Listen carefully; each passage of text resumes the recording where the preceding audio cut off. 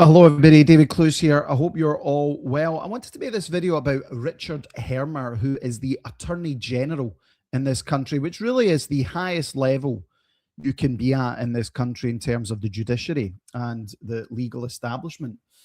And again, I see a lot of coverage of Hermer talking about how he is a lefty and Labour, etc. But he's actually a lot more than that.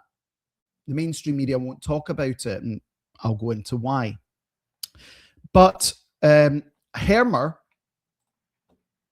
Lord Hermer, as he is known, has been instrumental in trying to prosecute British troops during Iraq and also the Northern Ireland conflicts. Now, regardless of your views on Britain's involvement in the troubles in Northern Ireland or the Iraq War, these were young men who were following orders.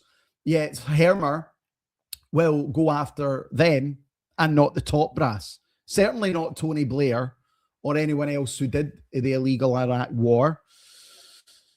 So that's what Hermer does. Hermer was involved with Phil Shiner. Phil Shiner, the notorious liar to try and destroy the lives of British service personnel. Also involved in the Troubles Bill. Remember, people in the IRA got letters of comfort to say that they wouldn't be prosecuted, yet Hermer is happy to prosecute these people. But a brilliant account called England Rising, Stephen Heathen 8 on X, do give them a follow, came across this clip of a young Richard Hermer. And just listen to the language here from now Baron Hermer, when he was a younger man. I'll just play that. Over the last year especially, we've witnessed alarming rises in fascist activity, whether it's on the streets, whether it's desecration of synagogues, whether it's cemeteries, whether it's Jewish school children under attack.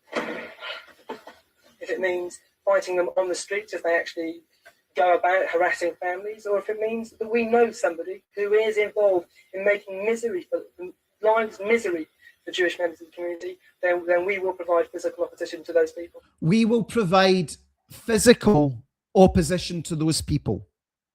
This is a student, Richard Hermer, who was intimately involved with the organization Searchlight, which is a doxing organization that exists to further Jewish Zionist interests. See, this is the whole point about it.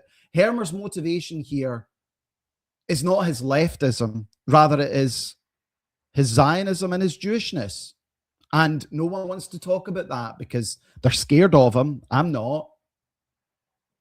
I'm not scared of him, and I'm not scared of Searchlight. I don't like bullies. Here is a man who says it's perfectly acceptable to engage in violence against his political opponents. And he is now the Attorney General. What does that tell you about this country? Violence to defend the interests that is important to his ethnic group. Does that not sound a little bit like sectarianism to you? The group for whom Taylor was working are concerned with more than secret surveillance of the far right. They try to make young people aware of the new racists, and they train in self-defense, judo and street fighting techniques. Notice this is self-defense techniques, but I'll go on to explain how when it comes to white people, it's the very opposite. The battle against anti-Semitism becomes more violent. We're working educationally, we're working surveillance-wise, but as you've seen tonight, surveillance? We're ready and we're prepared. We're prepared if it does become more physical and more openly physical, and we will win.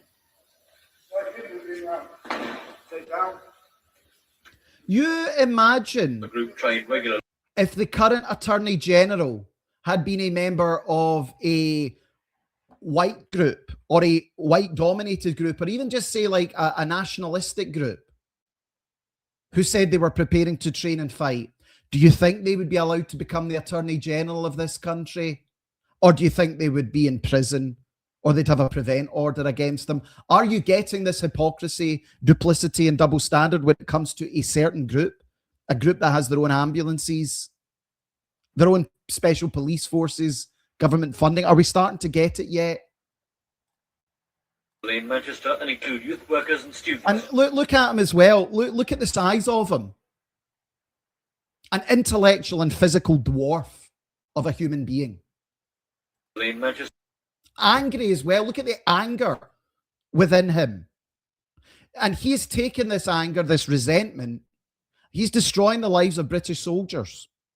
And include youth workers and students. They have links with other such groups in training around the country. The Board of Deputies don't want to see vigilantes. Is this what they are? Vigilante has both a positive and a negative image. And the negative image is of people storming the streets looking for fights. Positive image is one of that we are vigilant. We are vigilant.